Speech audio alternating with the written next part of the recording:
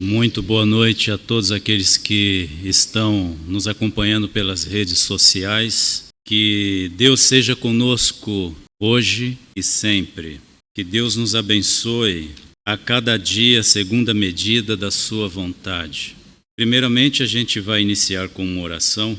Senhor nosso Deus e nosso eterno Pai, em nome do Teu Filho amado Jesus Cristo, nós rogamos neste momento que o Senhor seja, Pai amado, com cada um de nós, com cada um em sua particularidade, no seu mais íntimo de seu coração, pois o Senhor esquadrinha os corações e os pensamentos. O Senhor sabe aqui de todos que estão aqui dentro deste prédio e de todos que estão nos assistindo neste momento. O Senhor sabe a real necessidade de cada um. Que em nome de Jesus Cristo o Senhor possa estender os teus braços fortes e as tuas mãos abençoadoras sobre a vida de cada um que clama neste momento. Senhor, em nome de Jesus Cristo, que este homem caído pelo pecado, que este homem cujo coração e o corpo, como diz a tua palavra em Isaías, são trapos de imundície, não venha falar do que tem em seu coração, mas que toda palavra aqui professada venha do Espírito Santo diretamente aos nossos corações e ao encontro daquilo, Senhor Deus, que cada um trouxe como pedido em seus corações. Em nome de Jesus Cristo, Pai, tenha misericórdia de nossas vidas, em nome de Jesus. Amém.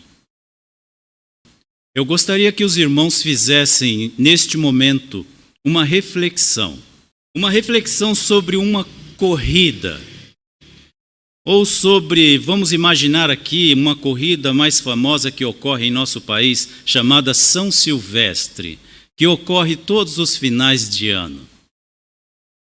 E nela sempre tem, é óbvio, um vencedor. Sempre tem aquele que atravessa a faixa e ganha o título, o troféu e a nomenclatura de campeão da São Silvestre daquele ano. Eu diria a cada um aqui dentro deste templo, e você que nos acompanha, também participou de uma corrida que é muito mais importante do que esta São Silvestre ou qualquer outra corrida do mundo. Cada um que está aqui presente hoje e nos acompanhando também, participou de uma corrida chamada não São Silvestre, mas a corrida pela vida. Para aqueles que são menor, são criancinhas e ainda não entendem, assim quando foi lançada aqueles milhares de semente, Deus olhou para você, exatamente em você, e disse: este vai ganhar a corrida pela vida, porque eu determino. Porque ele vai nascer, vai crescer e vai me exaltar, e vai me louvar. Já é público e notório. Isto já é comprovado há muitos anos pela ciência, de que esta corrida pela vida nós não ganhamos por um acaso. Nós ganhamos esta corrida determinada por Deus. Eu gostaria que todos abrissem as suas Bíblias agora, neste momento, em Salmos 139, capítulo 139, versículos 13 ao 16. 139, dos versículos 13 ao 16. Leitura. Pois tu formastes o meu interior, tu me tecestes no seio da minha mãe.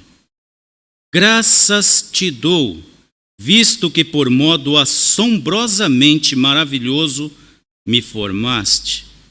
As tuas obras são admiráveis, e a minha alma o sabe muito bem.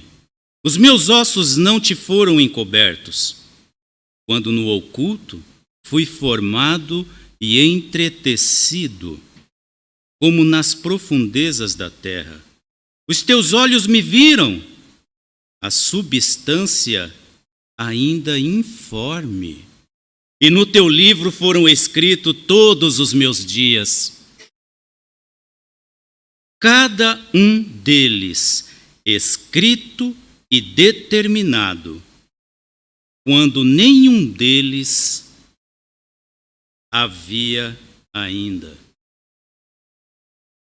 Você, meu irmão que está acompanhando, neste momento, nesta noite, você não está aqui por um acaso. Você não está aqui simplesmente porque ocorreu um casamento e um relacionamento entre o pai e a mãe, e por um acaso você veio. Você nasceu porque assim Deus quis. Assim Deus quis. Deus te escolheu para que você pronunciasse as boas novas. Deus te escolheu para que você pronunciasse o Evangelho que leva a Jesus Cristo o Salvador. Deus te escolheu, não por efeito de um acaso de um nascimento. Sua natalidade foi fruto da vontade divina. Mas, infelizmente, nem todos entendem isto. Infelizmente, nem todos aceitam isto. Pensamos que podemos, pensamos que fazemos, que possuímos, mas simplesmente pensamos. Não foge deste campo da imaginação, porque tudo é feito pela vontade dele. Tudo em nossas vidas é feito pela vontade deste eterno Pai. Mas, infelizmente, o pecado entrou em nossas vidas e nos trouxe consequências graves, e nos trouxe consequências doloridas, a ponto de nos trazer a morte.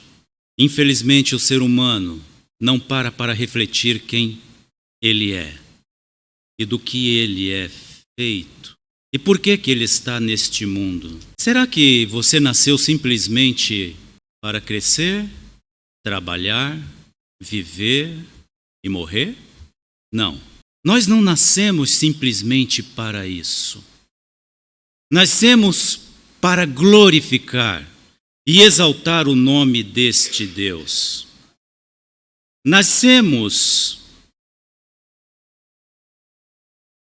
E se um dia, pelo pecado do primeiro homem veio a morte, chamado Adão, pelo segundo Adão veio a vida, aquele que nos trouxe a vida e a vida eterna. Mas também ele comenta, e comenta muito sobre as pessoas que não creem que Jesus Cristo veio a este mundo para abrir o caminho de volta para casa. Ele nos comenta sobre um local em que foi feito para as pessoas que não creem que nasceu por escolha de Deus.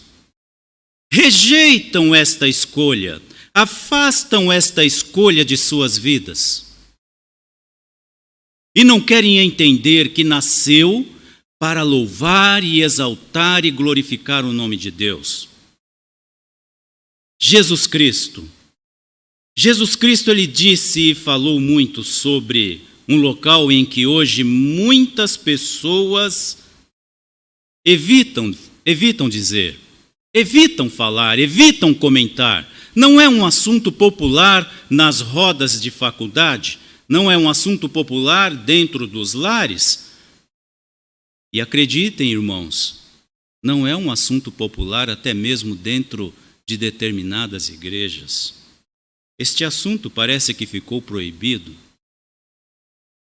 Um local tão terrível, tão sério, que tem que ser divulgado para todos aqueles que ainda não se converteram em Cristo Jesus.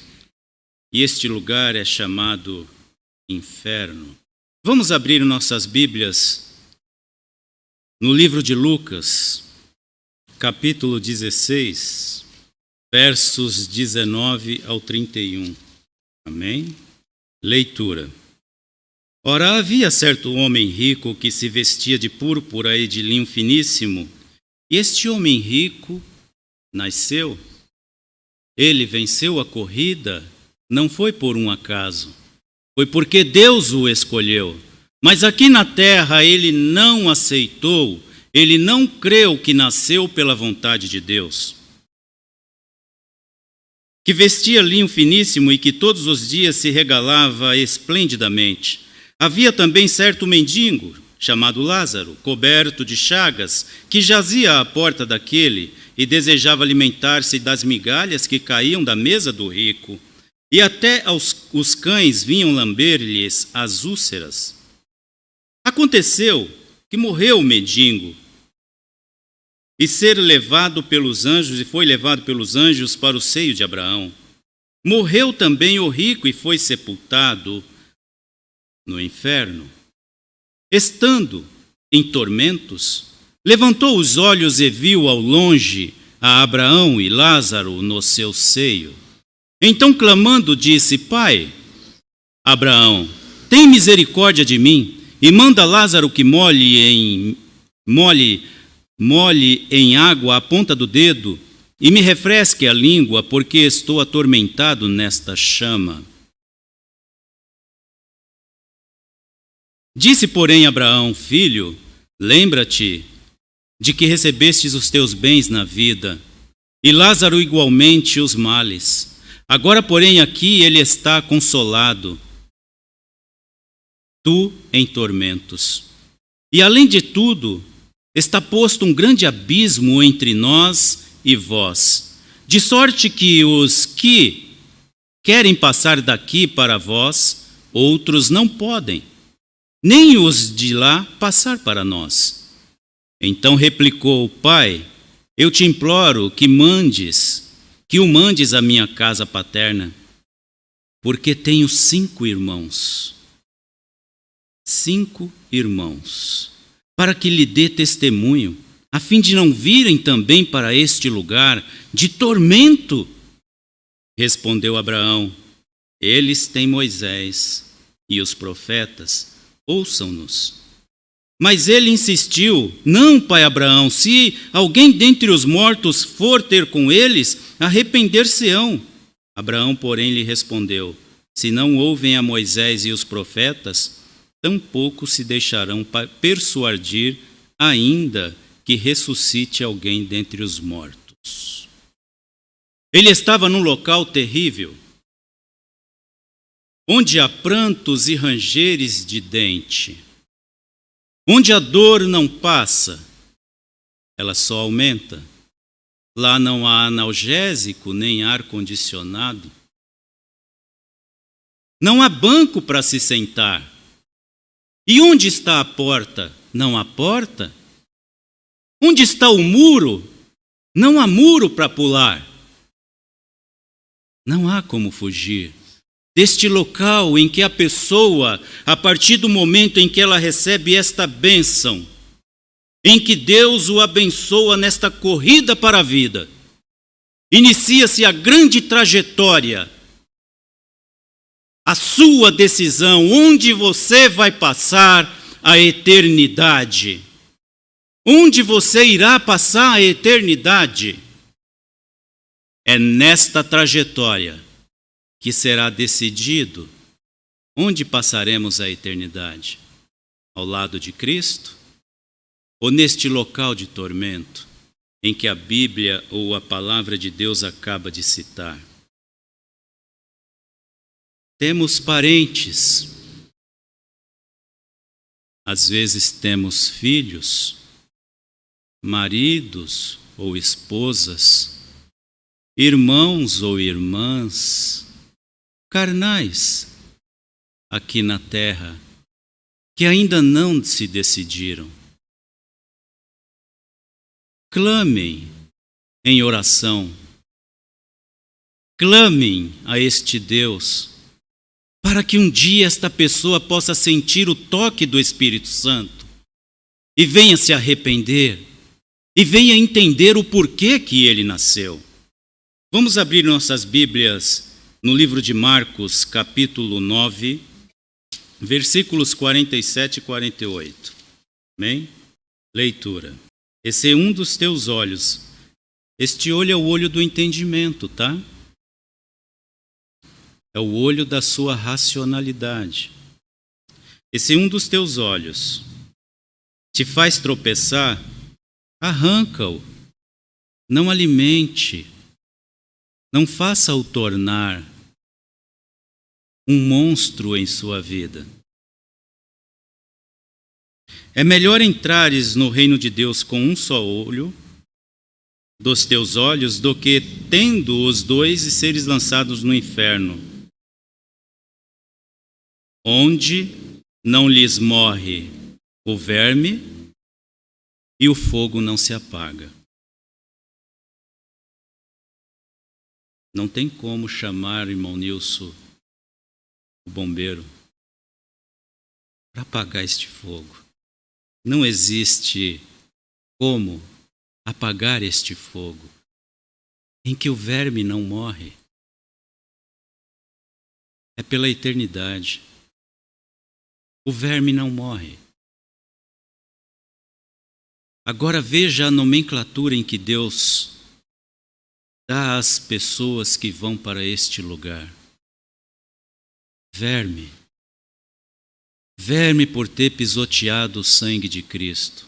Verme por não reconhecer que foi escolhido de Deus na concepção e que foi formado antes mesmo de ainda existir. Deus escreveu todos os seus dias nesta terra, antes mesmo de você pisar nela. Verme, porque não creu que Jesus Cristo é o Filho do próprio Deus. Vamos abrir em Mateus capítulo 10, verso 28. Não temais os que matam o corpo e não podem matar a alma. Temei a quem? Aquele que pode fazer perecer no inferno tanto a alma como o corpo. Vamos nos manter em Mateus agora capítulo 25, verso 46. Todo aquele que negar o nome de Cristo, todo aquele que não se arrepender em Cristo Jesus, todo aquele que não se esconder sob as asas de Cristo Jesus, porque somente Ele para nos livrar da ira deste Deus eterno. Todo aquele que não se arrepender em Cristo Jesus, estes irão para o castigo eterno. Mas para os justos, estes irão para a vida eterna, ao lado de Cristo, para as mansões celestiais. Que a gente possa se compadecer. Que a gente possa se compadecer. Eu tinha um texto em que escrevi e coloquei o título como vizinhança. O menino lá do outro lado da rua foi diagnosticado com leucemia. Algumas casas mais abaixo, há um casal com sérios problemas de relacionamento. Na próxima esquina, a casa de uma pessoa foi submetida à execução de hipoteca. E a outra família, não tão longe dali, sofreu séria discriminação por causa da sua origem étnica. Não é difícil dizer que as crianças da vizinha estão dormindo em sua inocência infantil, em um mundo cheio de corrupção e pressão social. Seus pais necessitam de ajuda. E Jesus nos lembra que Ele vive em nossa vizinhança. Seu nome deveria ser impresso nas caixas de correio dessas pessoas. O que você e eu estamos fazendo por estas pessoas que estão sobrevivendo e passando por necessidades imediatas? Se nós agirmos em oração, estaremos fazendo por Cristo. Porque somente através dele, somente por ele, encontraremos a salvação e a solução para todos os nossos problemas. Vamos abrir as nossas Bíblias, meus irmãos, e em Mateus ainda, capítulo 25, 25:41. Em Mateus, capítulo 25, verso 41. O que vocês que estão nos acompanhando ouvirão no dia do juízo? O que nós, que cremos em Cristo Jesus e um dia nos convertemos, ouviremos? O 41 diz assim: então o rei dirá também aos que estiverem à sua esquerda: apartai-vos de mim, malditos, para o fogo eterno, preparado para o diabo e os seus anjos. Todo aquele que não se converter em Cristo Jesus, um dia, querendo ou não, aceitando ou não esta verdade, irá acontecer. Irá acontecer. Vamos abrir em Apocalipse, capítulo 20, versículo 10. O diabo, o sedutor deles, foi lançado para dentro do lago de fogo e enxofre, onde já se encontram não só a besta, como também o falso profeta, e serão atormentados de dia e de noite, pelos séculos dos séculos. Quem atormentará? Quem irá atormentar aqueles que negaram o nome de Cristo aqui na cruz? O próprio Deus. Ele é dono do inferno. Ele é quem fez o inferno. O próprio Deus irá atormentar todo aquele que negou o nome de Cristo. O próprio Deus. A gente pode ver que, sendo escolhidos nesta corrida pela vida, não podemos ser covardes, nem incrédulos quanto ao Evangelho do nosso Senhor Jesus Cristo. Apocalipse 21, versículo 8. Quanto, porém, aos covardes, aos incrédulos, aos abomináveis, aos assassinos, aos impuros, aos feiticeiros, aos idólatras e todos os mentirosos, a parte que lhes cabe será no lago que arde com fogo e enxofre, a saber, a segunda morte. A segunda morte. Para todo aquele que negar Jesus Cristo como Salvador de suas vidas. Veja, meus irmãos, que Deus não poupou nem sequer os anjos que pecaram. Deus não poupou o seu próprio Filho, que carregou sobre ele as nossas mazelas, as nossas imundícias. Deus nos poupou o próprio Filho. Vamos abrir em 2 Pedro, capítulo 2, verso 4. Ora, se Deus não poupou anjos quando pecaram, antes, precipitando-os no inferno, os entregou a abismo de trevas, reservando-os para o juízo. Este dia do juízo chegará. Este dia do juízo chegará para todos aqueles que negam o nome de Jesus Cristo. Vamos voltar lá em Mateus, meus irmãos, capítulo 13, versículos 41 e 42. Mandará o Filho do Homem e os seus anjos, que ajuntarão do seu reino todos os escândalos e os que praticam a iniquidade, e os lançarão na fornalha acesa. Então os justos resplandecerão como o sol no reino de seu Pai. Quem tem ouvidos para ouvir, ouça. Sheol, ou Seol, Hades, Geena. Acredito que os irmãos já tenham ouvido e vocês que nos acompanham também já tenham ouvido sobre estas pronúncias. Quando Jesus disse aos seus discípulos: querem saber mais ou menos como é o inferno? Olhe para o Vale de Rinom.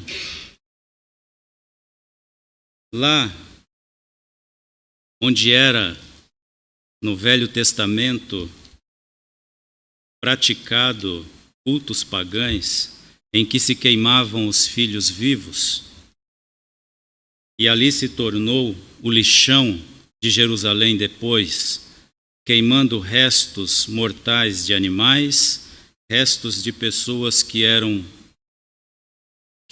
continham aquela doença lepra, resto de trapos que os envolviam, e ali o fogo não se apagava, e o verme não morria. É um assunto, meus irmãos, que talvez nos traga a nossa verdadeira realidade diante de Deus. É um assunto que talvez nos traga ao pensamento aquelas pessoas que ainda não se converteram e o risco que se corre. É um assunto para que a gente possa pensar: quantas vezes eu tenho dobrado os meus joelhos esta semana e tenho orado pelos meus entes queridos que ainda não se converteram? Quantas vezes nesta semana eu orei por aquele vizinho que ainda não conhece a Jesus Cristo?